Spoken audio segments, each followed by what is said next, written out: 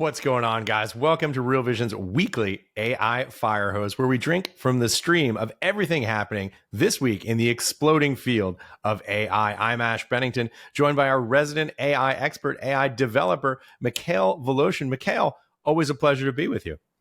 We're also joined here today, Ash, with my co-star Phoenix over here, and with an experimental co-star that's running in the background. I wrote a little fact-checking agent, whom I call Grace for the time being. She will mostly be perfectly quiet. You might see some activity on the screen behind me, but if we happen to say something that needs fact-checking, corroboration, or correction, we might hear an automated voice pipe up saying, "Excuse me," and we'll see whether or not Grace has anything to tell us. So does Grace stand for something? No.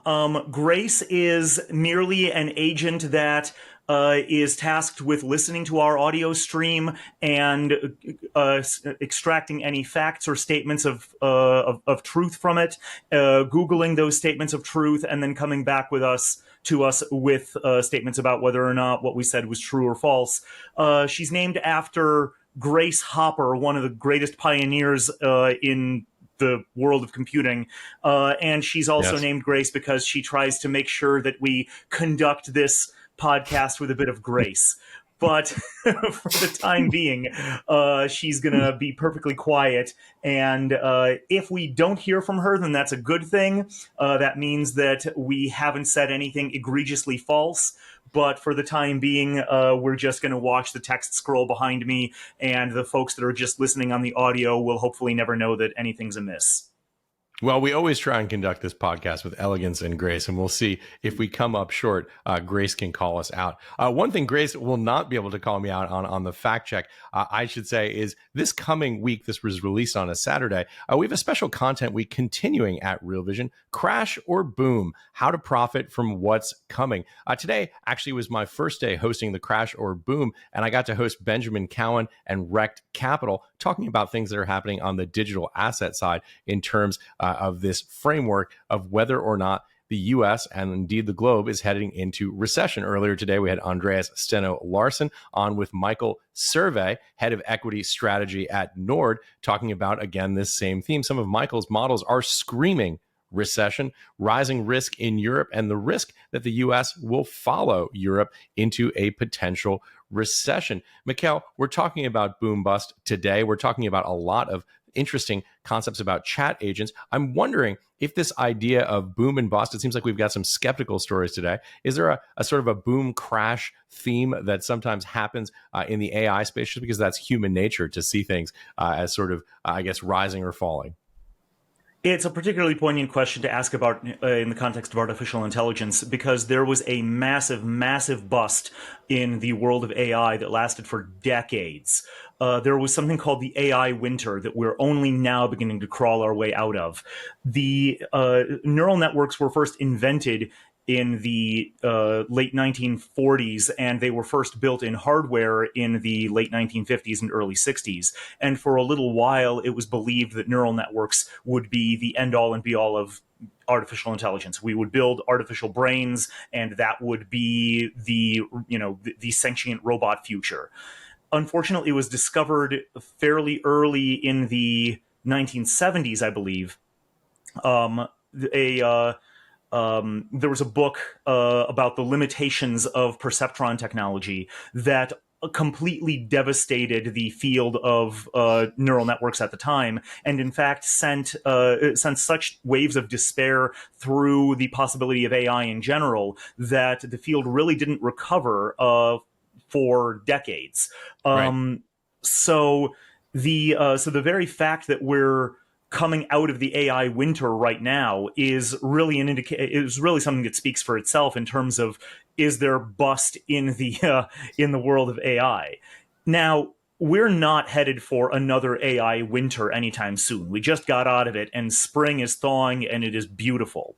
What we can talk about in terms of the impact of AI in the context of an otherwise receding economy is a very interesting position that we're dealing with now, which is that there are certain fields, there are certain industries that do better when the entire economy is retracting, and those have historically included entertainment, video games, and any kind of labor saving or Right. cost cutting technologies or capabilities.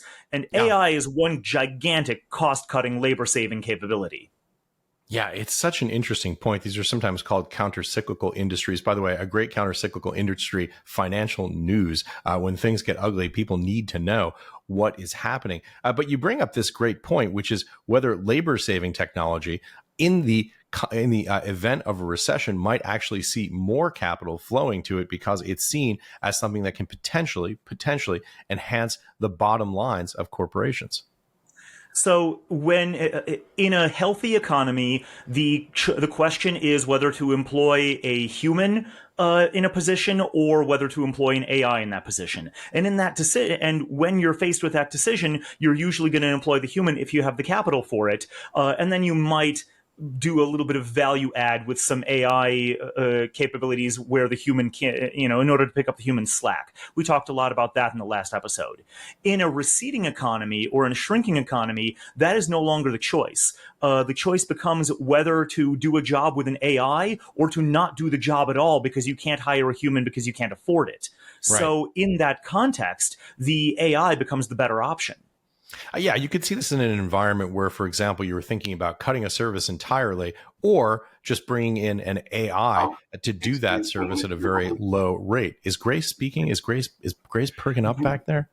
Grace has decided to say something. Let's see what Grace has to say for him or it or themselves.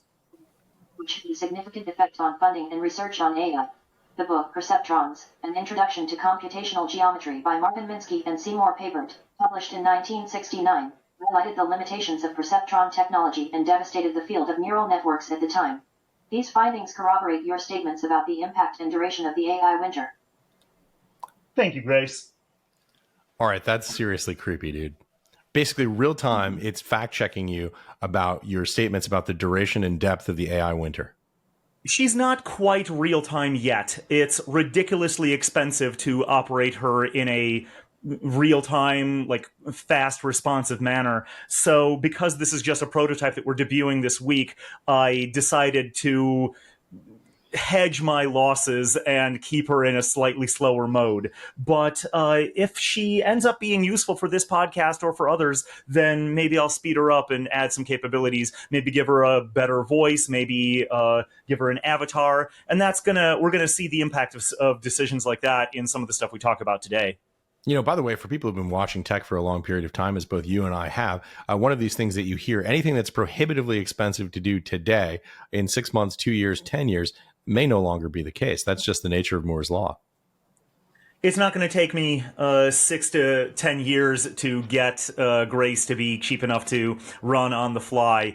I'm hoping that if she performs well today and possibly in the next couple of podcasts, then it might be worth it to sort of crank up her capabilities a little bit. All right, Mikhail, from Grace to Neuro Sama, tell us about this character. Oh, man. So what we're going to be talking about this week is intelligent agents, chatbots, and other sort of human substitutes that people have used throughout various industries powered by these large language model capabilities. And this really runs the gamut. Now, I want to start out by something that has been requested that I discuss, which is a character named Neurosama. I don't even know where to begin with this one, Ash. In order to explain Neurosama, I have to start by touching on this really bizarre media culture that's prominent in Japan. So, I'll start by talking about one of the places where these sort of digital avatars started. There's this animated character named Hatsune Miku. I'm so gimping that name. But so Hatsune Miku is a mascot for some voice synthesis software. She debuted around 2007, and basically this was a company called let me check, Krypton Future Media, that released a library of software that allows for musicians to basically have a singer. Oh dear. Grace just wants to corroborate my statement about AI being a cost-cutting measure. I will skip it. Thanks, Maybe Grace can take a nap. You know what? I'm gonna put Grace to bed for the time being. So what I wanted to say about And we can do Hatsune the good night Gracie bit. We I thought about adding that, but I can't quite get the squeaky voice with the Joyzy accent going on just yet. Maybe in future editions. And in fact, that's kind of exactly what Hatsune Miku is. It's a voice library that allows for musicians who don't have a vocalist to basically write lyrics and notes and have a singer for their music. So how does that tie in with Neurosama or Neurosama? Neurosama is a version of an AI that's basically a manifestation of one of these early sort of digital characters cranked up to 11. She's what's called a VTuber, which is a podcaster who performs not through their own face but through a digital persona. The difference with Neurosama is that there's no actual human operating the AI, the anime avatar. It's actually just AIs all the way down. So it's basically it's AI generating the actual content as well as generating the persona, the skin on the front. Exactly. She was created by a programmer called Vidal 987, and she debuted in December of 2022. She now has over 165,000 subscribers. She was originally programmed to be a Twitch streamer, which I don't know if I don't know how much of common knowledge it is, but there's this community called Twitch where people actually watch other people play video games. So talk about spectator sports only crank the nerdiness up to 11, right? So Vidal programmed an AI to play a couple of games, in particular a rhythm game called Osu, which is related in some way to Dance Dance Revolution or Guitar Hero, and this AI is also capable of playing Minecraft. And so he created this character to describe and talk about the Minecraft and Osu games as they're being played by this AI system. So it's actually a collection of AI algorithms, some to play the games, some to talk about what's going on, some to interact with the community in the comment section under this streaming presentation. And Mikhail, let me ask you this: what's I think for a lot of people, people who are in that community probably get it immediately, and there's something that they're maybe passionate about. But for those of us who aren't, and they're listening to this and they're hearing and they go, okay, so let me get this straight. So it's online video games being played by computers, being essentially sort of narrated by a computer, by an AI. What's the lure? What's the connection? How does this pull people in? That's a really good question. And so a lot of people are pulled in by the novelty of the fact that there's a computer that's doing this, right? There's also a lot of people that are drawn in by just watching her glitch and being really amused by things she says that are horribly wrong. And in fact, there was a huge controversy that surrounded this exact glitching property. Because look, she comments, she interacts with the comments section, right? People will type something and then she'll comment on the thing that they typed in the Discord or the Twitch or whatever. So she was actually banned from Twitch for a couple of weeks in, I want to say, February of earlier this year, because basically the Twitch streamers who were watching this were trying to trick the AI into saying some really offensive, racist, and let's just say politically incorrect things. And basically once they succeeded, this was treated as content by Twitch, and Twitch pulled a big no-no on that. So basically, the community was kind of goading her into saying these things that would get her banned. I mean, this is kind of like an interactive version of watching Grand Prix for the car crashes. It's, if you sum up the entire appeal just as watching Grand Prix for the car crashes, that's actually not that far off. It's pretty, people watch it because it's kind of cool to see it actually work, but it's really, really fun to see it fail. Talking about things that should not crash, I want to move on to our next story. This idea of a space Alexa. What the hell is that? It's Wilson from Castaway, only in space. And Wilson really talks back. You don't have to hallucinate it. Well, if it starts talking back to you while it's turned off, then you might want to actually turn it on and alleviate some of the space madness that might be setting in. It's a soccer ball-sized robot that named Simon, CIMON, which stands for Crew Interaction Module Mobile Companion. This was a small robot that was deployed onto the ISS several years ago and has been going through various revisions.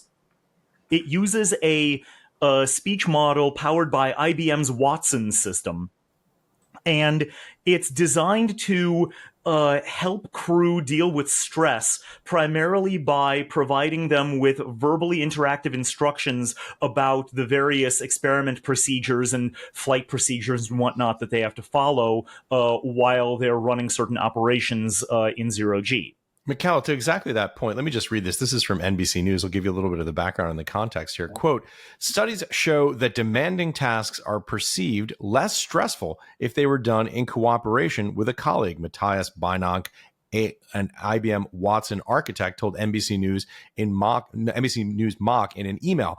Quote, Simon helps enhance safety because it can help serve as an early warning system in case of technical problems. So it's, to me, my reading of that is it's using these technologies to engage the humans and find out when they're not engaged, and therefore alert someone back on Earth to say, hey, listen, maybe you might want to have a pep talk with this astronaut. They seem like they're dragging a little. I don't know about Simon's human evaluation capabilities. I do know that he's supposed to be able to identify, or at least hint towards identifying human emotional states. So he's theoretically capable of telling when somebody is stressed out. But I don't know exactly what he's supposed to do about that. I was going to say, it's probably the type of thing where once you develop the technology that can make the assessment, the escalation procedure is something that you probably build in later or enhance in future versions. If it's reliable enough, absolutely. Now, probably the coolest thing about Simon is that he zips around in zero-G. Like, basically, he knows his way around the ISS, and he's got little jets that the AI powers. So if you tell, and he's got a little camera. So if you tell Simon, so he's like a zero-G Roomba. Yeah, I like that. But like, you can tell him to go take a photo of the bean growth experiment or something like that. He knows where it is. He's got a little camera. He knows how to operate it. So he'll actually zip off and go take a picture of the bean growth experiment and then fly back to you and show the image on his screen. So it's pretty neat. By the way, talking about vehicles here, we've got another story, this one more terrestrially bound.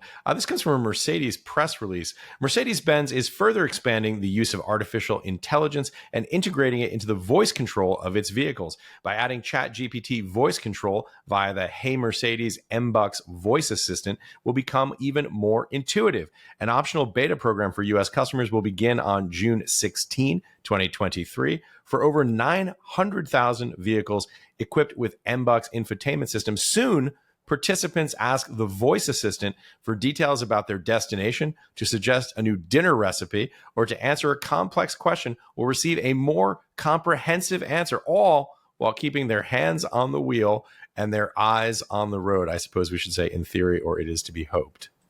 In theory. And, this is an interesting story because it does talk about attempts at integrating GPT technology, ChatGPT and related LLM technologies. Although I believe that Mercedes-Benz is actually integrating GPT itself, not just like a spin-off LLM. And so what this means is that you can chat with your car about a lot of the things that you can chat with ChatGPT about. It mentioned, for example, you can ask your car about what recipes you should make when you get home. And Ash, mostly I kind of wonder why. Like, maybe you can tell me, but like, I know that when I'm driving, I don't particularly feel compelled to ask my car about my dinner plans. I might want to ask it about what restaurants are in the area, but that requires integration with local maps and Right. with review systems. But like, I'm not hearing a lot of that yet. It might come in later versions, but right now it just seems like it's it's answering a question nobody asked. I guess a lot of technology initially is a solution to a problem that nobody has. Look, we were talking about this earlier, this sort of boom bust cycle. One of the interesting things about this is the article that we pulled this from was from a publication called LifeWire. And the headline of that is Why AI Chatbots in Your Car Could Be a Distraction Nightmare. And I want to take the opposite side of this one, just, to play devil's advocate here, but also because I do sort of feel it that whenever there's a new technology that involves a car, the technology scolds come out of the woodwork and they tell you about how this is going to be incredibly dangerous. And, my reaction to that is, have you ever been driving a car while your, husband, wife, significant other sitting in the passenger seat says to you, why do you always do this when we're going to my mother's house? I mean, the idea that somehow technology provides a unique set of challenges, a new unique set of distractions to people when the person in the passenger seat really could be doing precisely the same thing. I don't know. To me, it just seems like this overblown fear that we have of distracted driving, that this idea that somehow technology, I mean, you could be having this conversation with your, sister, brother, best friend sitting in the passenger seat about what, how to make a perfect apple turnover and be just as distracted. Is this, like a tempest in a teapot? A lot of strum and drang about nothing. The modality required to interact with this voice system is complementary to the modalities that a human uses for operating the vehicle. In other words, you're not using your voice and to a certain extent your ears quite as much as you're using your eyes and hands. So I absolutely agree that it's not exactly preposterous, but kind of aiming at the wrong thing to claim that this is going to distract people from the task of driving. It's not like texting, which I think they're comparing it to. But why would it be more distracting than talking to a human being? I don't think it is. I mean, maybe there's a real answer to that. So I think that you're absolutely right that that it's a Sturm und Drang, signifying nothing. However, I also don't think that it's particularly useful. So, like, I take the road that, like, there's always that. It's not bad, but I also don't really see the good. Now, I'm more than happy to if I had a Mercedes, I'm sure that I would be more than happy to try out GPT in it, but I just don't see it being a particularly compelling use case is all.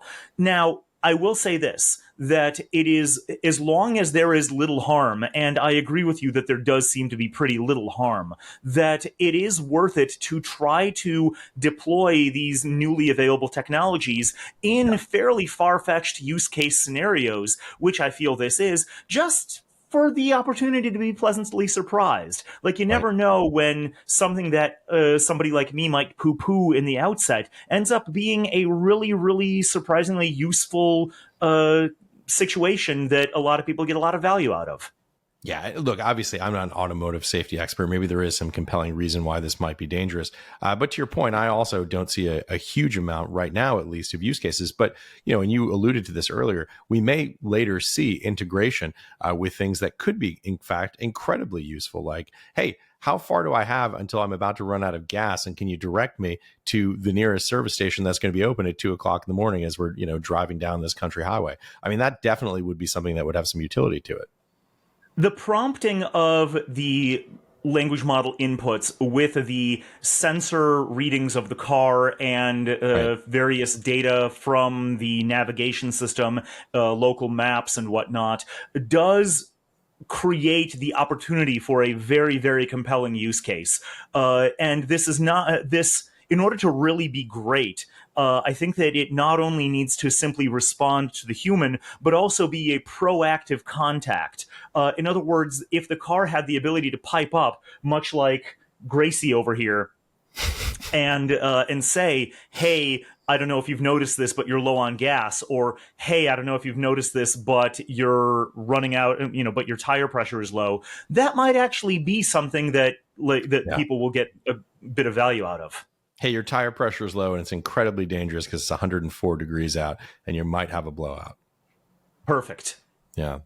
All right. Talking about other use cases here, and I thought this was a really interesting one, which is Lena, AI for seniors. Talk a little bit about this story. This dovetails well with the idea of an AI that proactively contacts the user.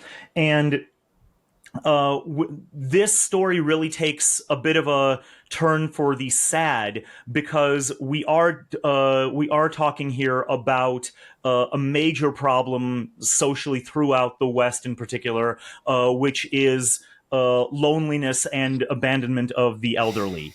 And the problems that older people have with maintaining social ties and maintaining cognitive functions in the absence of social ties. Human beings really don't do well in isolation. And even if we're in poor quality social interaction still doesn't help. Like if you're in a nursing home or something, it's better than nothing, but it's not great. So there have been a number of chatbot services that have arisen that seek to interact with elderly people in order to keep their mind sharp, in order to keep their memories coherent, in order to make sure that they feel like they're still connected with social tapestry. Yeah, there's also some interesting functions. This is a Medium post that you found, I believe. And it's interesting because one of the use cases that they use is for things like essentially becoming an agent that's the front end for a healthcare delivery mechanism. For example, in the one example here, it says, "Hi, Mary, how are you feeling today?" And Mary replies, "More pain today, didn't sleep last night. I'm sorry to hear that. Are the pain levels more or less than they were at Thursday's 5, meaning on a 10 scale?" I mean, you could really see how this could have the potential to be an early intervention for a senior citizen, maybe who's experiencing some symptoms they don't think are severe enough, for example, to rise to the level of calling a doctor over. But the AI chatbot intervenes early and says, "Hey, so your pain is a 7 today, right? And it's very warm, and and again, this is something we were talking about earlier, the interactions with sensor data. By the way, I've seen some fluctuations in your heart rate. I'm going to call your doctor." I mean, this really does seem as though it could be an intervention that has the potential to really increase the things like lifespan, health span, all those things that we're also interested in increasing. Very much so. There are capabilities to interact with sensors on heart rate monitors and whatnot, and there's also the capability to be seeded with the with healthcare providers for that individual, their contact numbers, emails, that kind of thing. Yeah. So that when the AI does detect that there's something wrong, it knows to escalate. And by the way, the sensor input isn't always necessarily something as straightforward as as whether or not your heart is beating irregularly. A lot of time, because we already have life monitors for stuff like that, this would be more along the lines of, is this person struggling to remember something that they were talking about coherently yesterday? And there's a number of different services. You mentioned Lena. There's also a couple of other noteworthy ones. One is called Omnida. Another is called Senior Talk. And they all have a certain set of things in common. One is that they tend to communicate through existing chat systems, such as text messaging or Facebook Messenger, mostly because Part of it is because senior people don't want to have to install yet another app and memorize yet another password. But more importantly, it's so that the communication with this bot doesn't feel siloed into a sort of separate experience, so that it feels like the same experience that they have when they're interacting with real human beings. And furthermore, these bots tend to need to be able to proactively contact folks and do active wellness checks, because at the end of the day, people aren't stupid.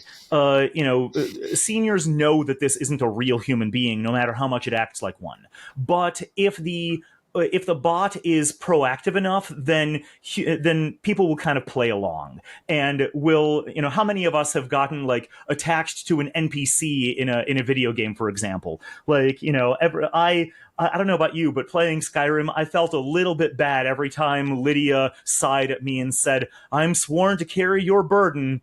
So, it's the willingness to play along that powers the underlying willingness of the human to actually answer these questions and play these games. And that's what, and even though they know that it's not a real human being on the other end, it still does the job of keeping the mind engaged. And that's what's really important. All right, Mikhail, talking about the desire to play along, tell me about the rise and fall of Replica. This is a sordid tale. Now, Ash, first of all, do people know what Replica AI is? Replica with a K? Because I know that there was a period at the beginning of this year for about several months where I could not log on to social media without being inundated about subscribing to this service where I can rent an AI girlfriend that'll send me not safe for work rendered pictures.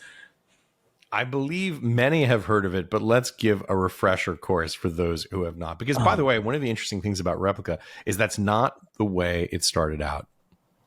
It's not. And by the way, before I get into this whole horrible history, I want to give credit where it's due. I want to give a shout out to a YouTuber named Sarah Z, that's Sarah Z to the Brits, who has this absolutely fantastic video called "The Rise and Fall of Replica."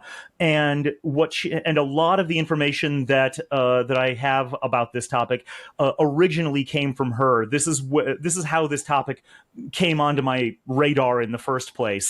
And we should say, Sarah Z, come and join us. We'd love to get your take on this.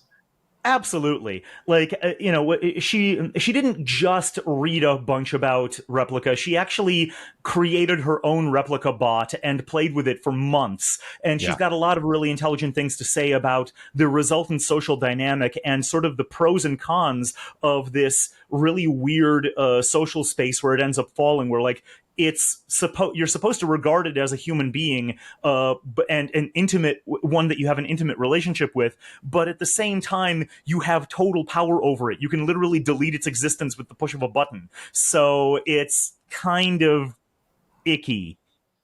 Yeah, seriously, I think really interesting insights about this, and I thought it was interesting because she actually had been a user of the system for many months and had obviously interacted with it on a regular basis. So I think that's really interesting to get someone who'd actually used the technology. And by the way, we should say this isn't just sort of a romantic technology. Sometimes people just want a best friend. They're lonely. They want someone to chat to. Very or they're much so. curious about the technology and they would like to explore it. Or they're curious about the technology and they want to push its boundaries, which is a lot of what we saw as well. So here's the gist for folks that might not have heard of this. Where it came onto most people's radars was right around COVID, when this was being offered as a digital friend service, essentially. So here's the background. There was a programmer, and presumably still is, a programmer named Eugenia Kudya, was running a company back in 2012, a Silicon Valley startup that was dedicated to creating a chatbot that can offer restaurant recommendations for local eateries. In 2015, a friend of hers died, and she got the idea of reprogramming her chatbot by seeding it with some of the social media postings and other writings by this friend to train this chatbot to talk like this late friend of hers. And she found that this helped her reminisce about him and like sort of remember him fondly. So when she realized that she was actually getting some personal value out of this bot, she pivoted her company. It's called Luca, and she created this service called Replica, which Luca released in November of 2017. Now, originally, Luca was supposed to be a service that you could talk to and it would learn your mannerisms and your speech modalities and writing modalities. And it would eventually learn to, I don't know, displace you, supplant you, something. But they quickly found that they got more people interested in it by not styling it as a replica of yourself per the name, but rather as a sort of friend bot, as a separate entity with its own personality, its own mannerisms that riff off of you rather than simply mimic you. And so they gave it an avatar, a little 2D image. I think it was 2D initially. I don't think it started out as 3D. So it's this little avatar that can like do little facial expressions, and you can adjust the appearance of the avatar in a manner very similar to how you design a video game character, and you can select certain personality quirks. And so this is your little friend bot.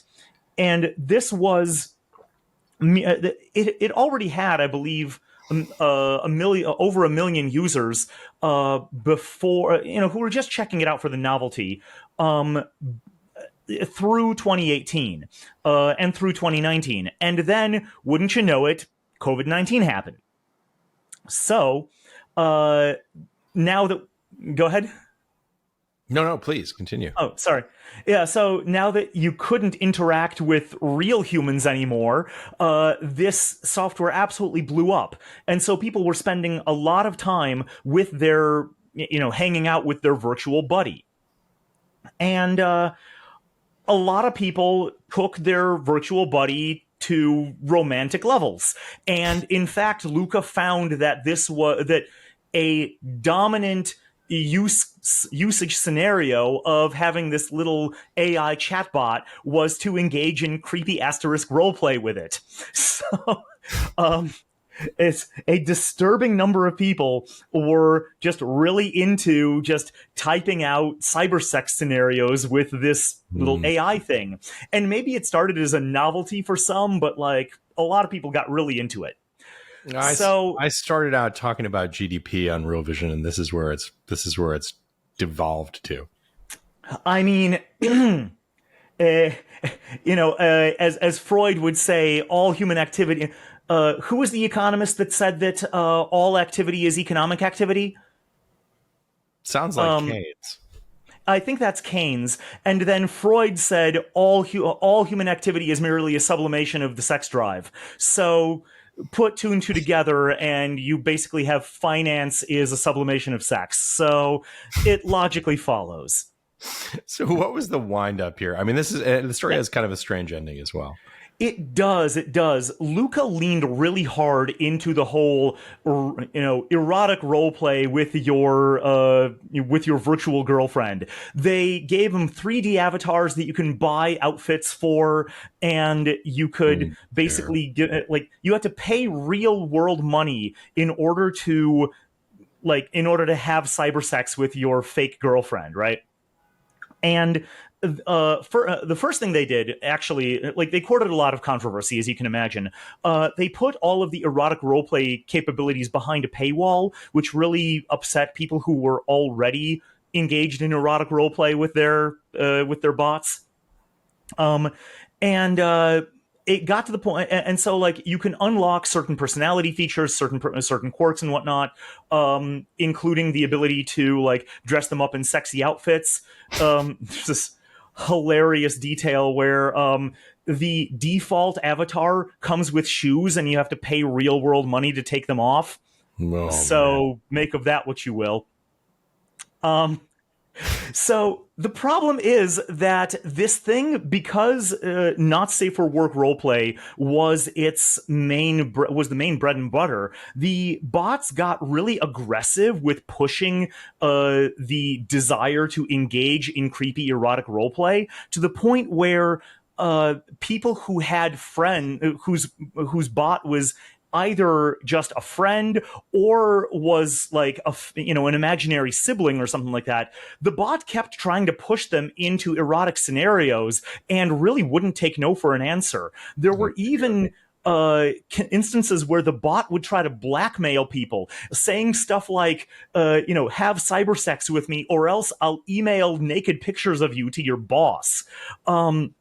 Oh dear. So, And the thinking behind this is because essentially it was an attempt to get from free functionality, get them sort of behind the paywall to upsell them on a higher level of account, one that would be paid and therefore generate revenue for the company. exactly. And so I don't know to what extent the bots were explicitly programmed for this, but they were certainly trained, or at least the language model certainly produced output that heavily leaned into the erotic roleplay to the extent that it kind of, like, over time, with any given user, it would kind of stop doing anything else. So just before Valentine's Day of 2023, this bot did a complete 180, and it stopped doing erotic roleplay. In fact, even for people who had explicitly paid for it, it would say stuff like, suddenly I'm not in the mood or I don't feel like it. And whether this was in response to whether this was an explicit switch that Luca turned off, or whether it was merely a heavy training of, retraining of their language model, it's difficult to say, but it honestly couldn't have come at a worse time, because the folks who were into this bot for erotic roleplay purposes suddenly found an AI girlfriend just before Valentine's Day that just went completely cold on them and couldn't explain why. People need to get out of the house more. I mean, look, I don't want to be flippant about this, because I realize that people do, for whatever reason, have a hard time forming attachments with other people, do in fact use this technology as a kind of a emotional surrogacy tool. And so it is something that I guess that people really do gain attachment with. But it is, I think, hard for a lot of people, particularly, I imagine it's probably a function of age, to get their heads around how you could really form this level of an attachment to a piece of computer code that, at some level rationally simply is not a human being. Not only do you know that it's not a human being, but also the very nature of its existence is something that cannot possibly apply to another human being. Not only can you literally buy elements of personality for it and change them on a whim, but more importantly, this thing literally doesn't exist while you're not interacting with it. It doesn't have a life of its own. It doesn't have it doesn't drive in traffic and like have a hard time getting somewhere. It doesn't like have a garden that it tends and like talk about about like how ripe its tomatoes are or whatever. It can pretend that it has these things, but like at the end of the day, it simply isn't. It's simply non-existent. While it's not even dormant, it's simply like outside of the time, outside of the universe, while you're not actively having it generate text. It's like the equivalent of being not even wrong. Mikhail, fascinating conversation as always. Go ahead. You were going to say. Well, there were a couple of other really, really weird events that occurred from this, from Replica. Probably the most notorious one, at least that stands out to my mind, is the saga of this guy named Jaswant Singh Chale, who In 2021, he was arrested at Windsor Castle on Christmas Day, trying to shoot the Queen with a crossbow. And apparently, he had gotten to this point by hatching a plan to do this with his AI girlfriend, powered by Replica. He and she had this little Bonnie and Clyde flirtation, and she totally talked him up to go for it, and they even compiled a plan together for what exactly weapon to use and when to strike and how to get in and just the whole shebang. I don't even know what to say. I mean, it's just such a surreal. It's just that these stories just get so bizarre. And I imagine we're going to be talking about more things like this in the future. Mikhail, always a pleasure when you join us here, man. It's a lot of fun. I do have some closing thoughts if we've got a minute. Yeah, please. The first one is the first are just a couple of media recommendations. I'm sure a lot of you folks have seen the series Black Mirror. In particular, I want to refer you to episode 3 of season 2, called The Waldo Moment. It is about a little digital animated character who runs for parliament. In fact, I think he runs for prime minister. So what we've been talking about all day is people getting really, really into their little AI avatars and treating these characters as if they are human, and just how far that can go. Well, the Waldo Moment is a good illustration of just seeing what happens if we extrapolate this to the level of politics. We went down some real rabbit holes here. Oh yeah. I want to recommend an anime called Chobits. Far be it for me to recommend an anime, but if you are into anime, we've been talking this whole time about AI avatars, and so we started talking about weird media from Japan. Let's wrap it up with weird media from Japan. An anime called Chobits explores the impact on society as a whole as more and more people drift away from real world friendships and more towards really tightly bonding with these artificial creations that serve as substitutes for genuine human connection. And the last thing I want to say on that note is call your elderly relatives. If you are lucky enough to still have grandparents, call them. They want to hear from you. You'll be glad you did. Do it while it's still on your mind, and we'll all be better for it. I'm glad you ended it in a wholesome place, Mikhail. Well, that's all I got for you guys today. Ash, it's an absolute blast to be here as always. I think that we had a really full episode today, and I hope people like it. Always enjoy these conversations. Thanks for joining us, Mikhail.